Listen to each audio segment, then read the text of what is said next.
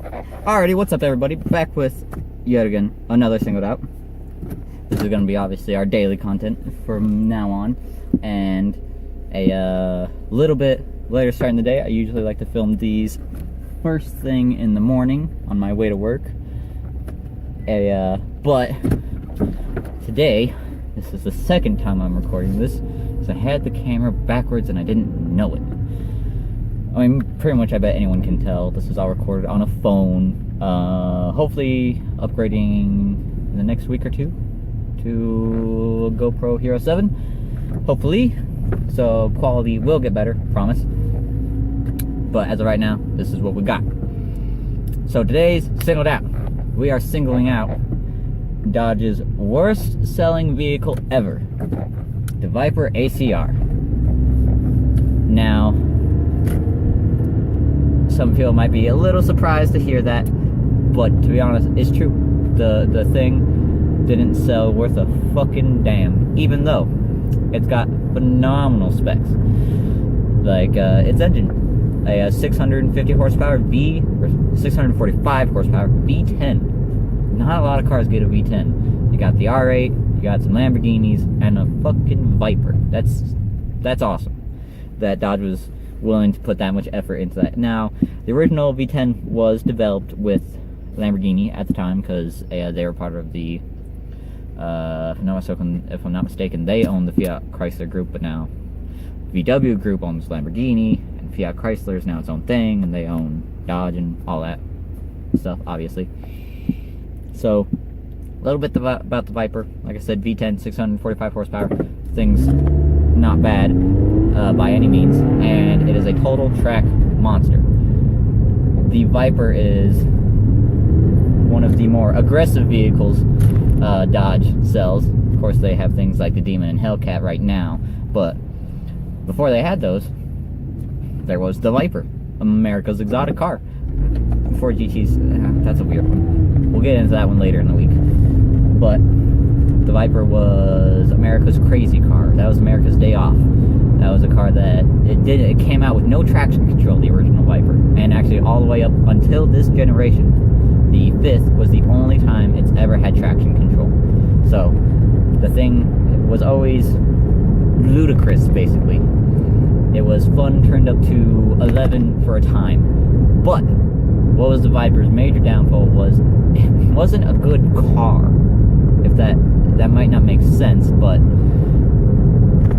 it did its job as a track vehicle well. And if you bought it for a track vehicle and only used it on track days, you were perfectly happy with your Viper. But if you bought it because you're like, I want the best car available, so I'm gonna buy a Viper and I'm gonna daily drive it, you probably had a shitty time. It's just the comfort was not a thing thought about. Like, they didn't care about comfort, they didn't care about quality of the interior.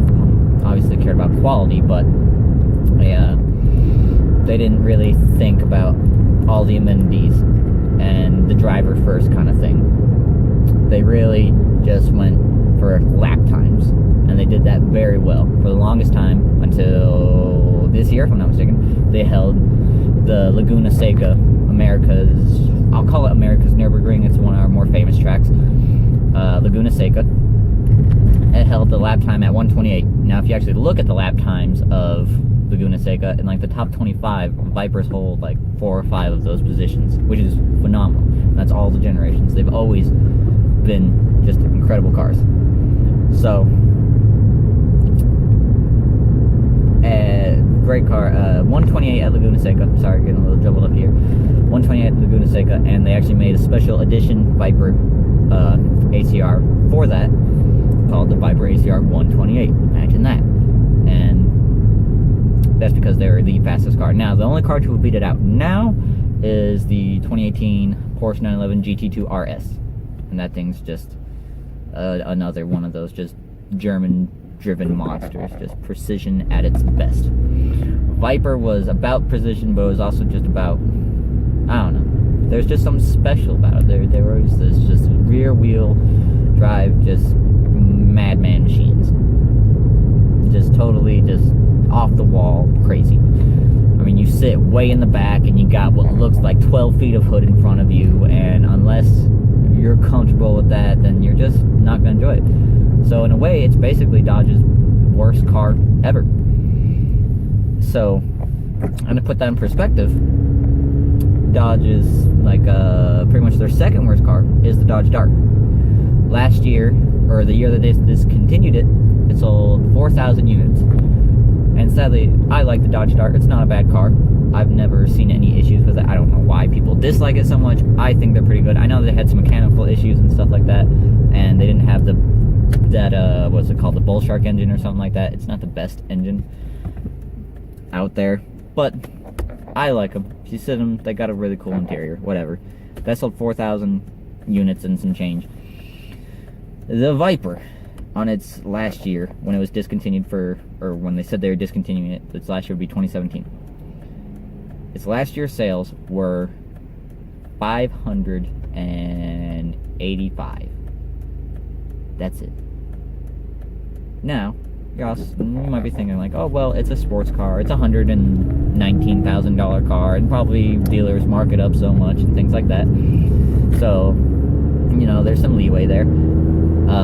But there's also certain things like, what about its competitors?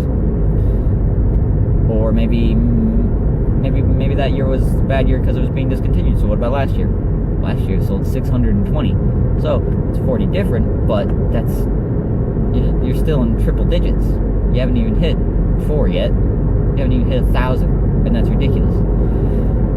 And by its competitors' standpoint, the Corvette, at the time, the Corvette Z06, ZR1 wasn't out yet. ZR1's probably a much better comparison, but ZR1 is also a monster in its own rights, and we'll talk about that in the next video. But, so the Z06 was the main rival at the time, and you could get a Z06 unless you lived in a really good Corvette dealership area.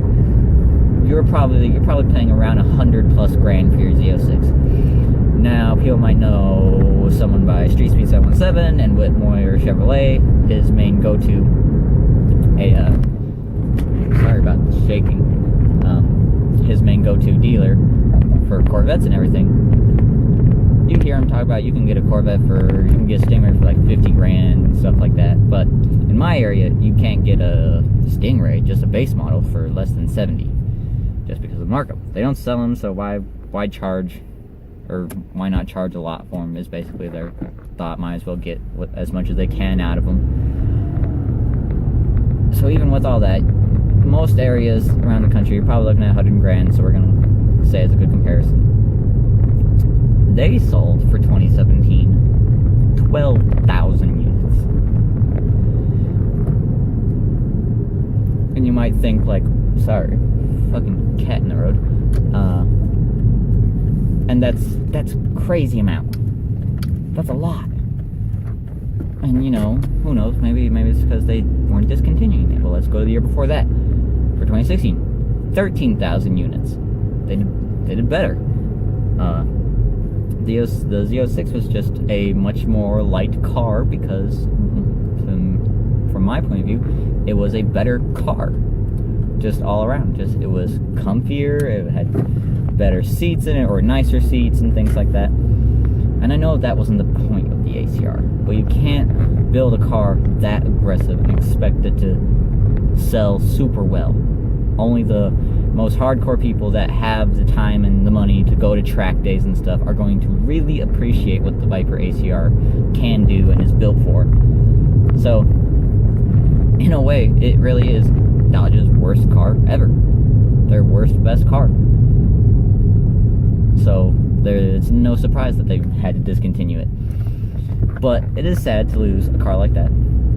But we should have hopefully a pretty good replacement for it coming up soon with the mid-engine Corvette as a new kind of American exotic vehicle. And last time the Viper was discontinued, it was only discontinued for a year. Between 2010, so 2011, there was no Viper, then it came back for 2012. And, who knows, maybe it could get revived again. Maybe they just feel like it needs a bit of a break, and if it comes back, it could be better than ever kind of thing. but they're putting so much effort into their challengers and stuff like that that sadly it probably won't, especially with Chevrolet going so hard at track vehicles and things like that. So sadly probably no Viper in the near future, but you never know, we'll see. So next video, or tomorrow's upload, we're gonna do the Corvette ZR1. So even though the Viper ACR and the ZR1 were never in the exact same like model year and stuff, so people might not do that many comparisons of them. It was really interesting to see lap times and things like that. On patch notes, we'll cover their Nürburgring times to see really which one was better, because that's kind of like your proving ground if you're building a track vehicle, is how fast you can do that. So we'll see about that. But for now, I think that'll do it for today's upload. So as always, comment if you have any vehicles you'd like to see done, or any changes to the channel, really, since we're in our, hopefully we're just in our beginning stages. Any feedback helps. Hopefully you'll be getting a new camera soon, and we will see you in the next upload. So like, comment, subscribe, and we'll see you tomorrow.